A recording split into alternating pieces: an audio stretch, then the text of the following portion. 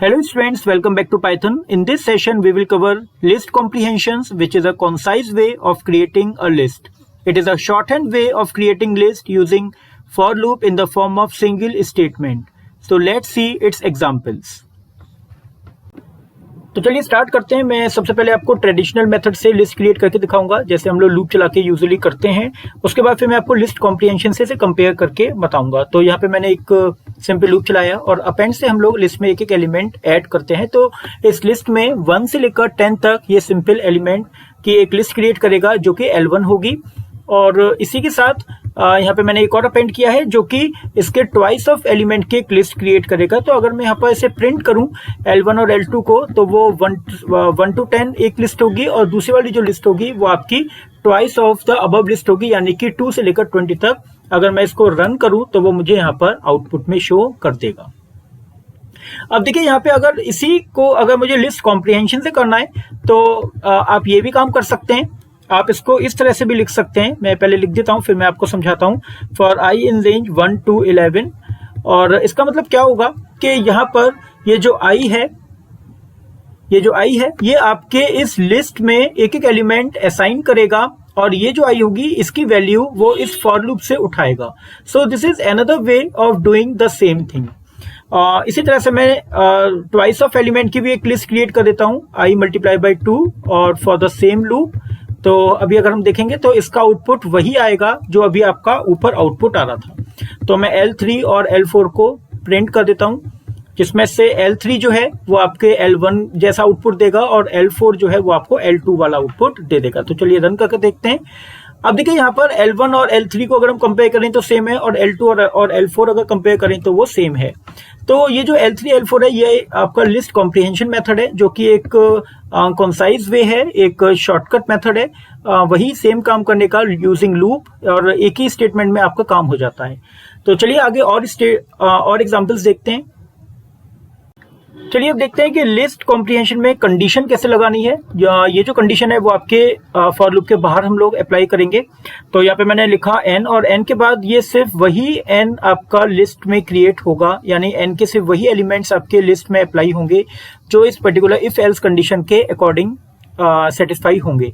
तो यहाँ पे मैंने एक लूप चलाया जिसमें मैंने लूप में रेंज दे दिया 1 to 11। अब यहाँ पे क्या होगा कि n के जो वैल्यू है वो लेस देन इक्वल टू 5 तक जो होगी वो तो सिर्फ n लेगा, और जहां पर n की वैल्यू ग्रेटर देन 5 होगी वो n मल्टीप्लाई बाई 10 लेगा, यानी कि 1 से लेकर 5 तो प्रिंट करेगा, उसके बाद 6 के बाद वो 6 से लेकर 10 के वैल्यू के लिए n में वो 10 से मल्टीप्लाई कर देगा, और वो 60, 70, 80, 90 और 100 वो यहाँ पर प्रिंट कर देगा। तो चलिए देखते हैं इसका आउटपुट। सबसे पहले प्रिंट कर लेते हैं l को, और अब देखते हैं इसको रन कर करके इसका आउटपुट क्या आ रहा है। सेव कर लेते हैं। और यहाँ देखिए यहाँ पे कंडीशनली उसने इफ कंडीशन में उसने 1 से लेकर 5 तक प्रिंट किया, और फिर एल्स में जाकर जो है उसने 10 से मल्टीप्लाई कर दिया। चलिए अब एक और एग्जांपल देखते हैं। अब देखिए यहाँ पर एक मैं गिवन लिस्ट ले लेता हूँ। एक लिस्ट है मेरे पास और उस लिस्ट में मैं कंडीशन लगा रहा हूँ, मगर अब जो मेरी कंडीशन है इस लिस्ट कॉम्प्रिहेंशन में वो मैंने लूप के अंदर अप्लाई की है। तो ये जो L1 लिस्ट है वो मेरे इस गिवन लिस्ट के अकॉर्डिंग क्रिएट होगा। n की जो वैल्यू है वो जो एलिमेंट्स होंगे वो L लिस्ट में से उठाएगा, मगर जहां जहां आपकी ये कंडीशन सेटिस्फाई होगी वहां वो आपके सिर्फ एलिमेंट्स जो होंगे वो L1 में आपके अप्लाई हो जाएंगे। तो क्या होगा, ये जो n है जैसे मैंने यहाँ पर लिखा हुआ है फॉर n इन L, तो वो 10 से लेकर 109 तक के सारे एलिमेंट एक एक करके पिक करेगा, मगर जहां जहां वो n mod 10 यानी कि 10 हो जाएगा, 40, 50, 70, 90 के लिए कंडीशन ट्रू होगी, सिर्फ वही n आपके L1 लिस्ट को क्रिएट करने में हेल्प करेंगे। तो चलिए यहाँ पर प्रिंट कर देते हैं L1 और इसको रन करके देखते हैं। तो यहाँ देखिए यहाँ पर 10, 40, 50, 70 और 90 ही सिर्फ एलिमेंट आए हैं। बाकी ये आपकी प्रीवियस एग्जाम्पल का आउटपुट है, एग्जाम्पल 1 का आउटपुट है, और ये आपके एग्जाम्पल 2 का आउटपुट है। तो उसने सिर्फ वही एलिमेंट लिए जो कि आपके 10 के मल्टीपल्स में थे। चलिए एक और एग्जाम्पल लेते हैं इसमें। अब देखिए इस एग्जांपल में मैं यहाँ पर सिंपल एक लिस्ट क्रिएट कर रहा हूँ, जहां पर मैं इफ और एल्स में दोनों में मैंने कंडीशन लगाई है। str of i plus is even मैंने किया है, ये तब प्रिंट होगा जब i mod 2 0 हो जाए। और उसी के साथ एल्स में मैंने प्रिंट किया है ऑड, जहां जहां ऑड हो उसके साथ वो प्रिंट कर दे इज ऑड। तो इवन के संग अगर जैसे 2 होगा तो वो बोल देगा 2 is even, 1 is odd, 3 is odd, 4 is even. इस तरह से वो आपकी लिस्ट क्रिएट करेगा। और फॉर लूप मैंने यहाँ पर चला दिया है रेंज 1 से लेकर 11 तक, और लिस्ट मैंने यहाँ पर क्लोज कर दी है। तो चलिए अब जरा इसको प्रिंट करके देखते हैं कि आउटपुट में क्या आ रहा है। चलिए इसको रन करके देख लेते हैं।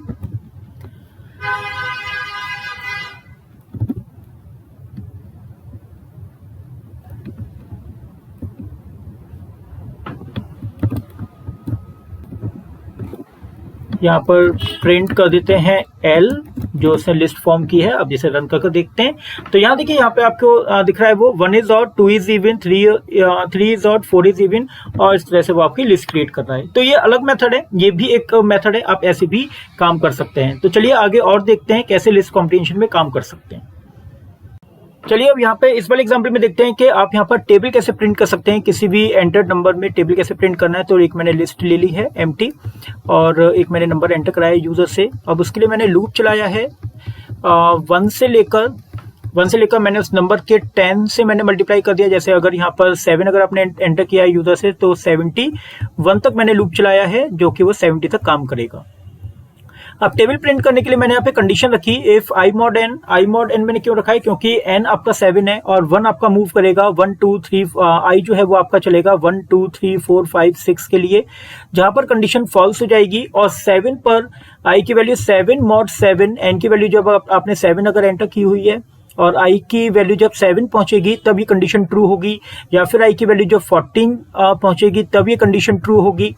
तो जब 7 के मल्टीपल में जब भी नंबर आएंगे i की वैल्यू, तो ये आपके कंडीशन को ट्रू करेगा। और उस केस में मैंने यहाँ पर उन सारी i की वैल्यूज को मैंने अपेंड कर लिया है अपनी लिस्ट में, और उसके बाद मैं लूप से बाहर निकल के मैंने अपनी लिस्ट को प्रिंट कर दिया। तो सिंपली ये एक लिस्ट क्रिएट करेगा जिसमें आपके एंटर्ड नंबर की टेबल प्रिंट कर देगा। तो चलिए इसको एग्जीक्यूट करके देखते हैं। मैंने यहाँ पे 7 एंटर किया, तो देखिए उसने आपको टेबल 7 की टेबल की उसने लिस्ट क्रिएट करके दे दी। तो ये था आपका नॉन कॉम्प्रिहेंसिव मेथड। अब इसको कॉम्प्रिहेंसिव लिस्ट के फॉर्म में कैसे करना है तो वो देखते हैं। अब मैंने यहाँ पर लिखा सेम वही, मैंने एक नंबर यूजर से एंटर कराया। सिर्फ और सिर्फ आपको सही जगह प्लेस करने हैं अपने स्टेटमेंट्स को कॉम्प्रिहेंसिव मेथड में। तो मैंने वही लूप चलाया फॉर रेंज 1 से लेकर 71 तक। अगर 7 अगर आपने यूजर से एंटर कराया है, और मैंने कंडीशन लगा दी if i mod n equals to 0। तो जहां जहां ये कंडीशन ट्रू होगी सिर्फ वही i की वैल्यू आपकी लिस्ट में असाइन होगी, और फाइनली हम लोग लिस्ट को प्रिंट कर देते हैं। So this is a way of creating a list in comprehensive list method using. तो यहाँ पर देखिए रन करके देखते हैं, तो सेम आउटपुट आपको यहाँ पर मिल जाएगा जब आप इसे एग्जीक्यूट करेंगे। तो यहाँ पर देखिए कॉम्प्रिहेंसिव मेथड वाला आउटपुट यहाँ पर नीचे आ रहा है, और ये जो था जो पहला आउटपुट है वो आपका नॉन कॉम्प्रिहेंसिव मेथड वाला आउटपुट था। तो शॉर्टकट मेथड आपका नीचे वाला है, कॉम्प्रिहेंसिव मेथड है, और ऊपर वाला हमारा वो ट्रेडिशनल मेथड है जो अभी तक हम लोग यूज करते आए थे। So this is all about this session, and in the next session we will see how to create 2D list or nested list in Python.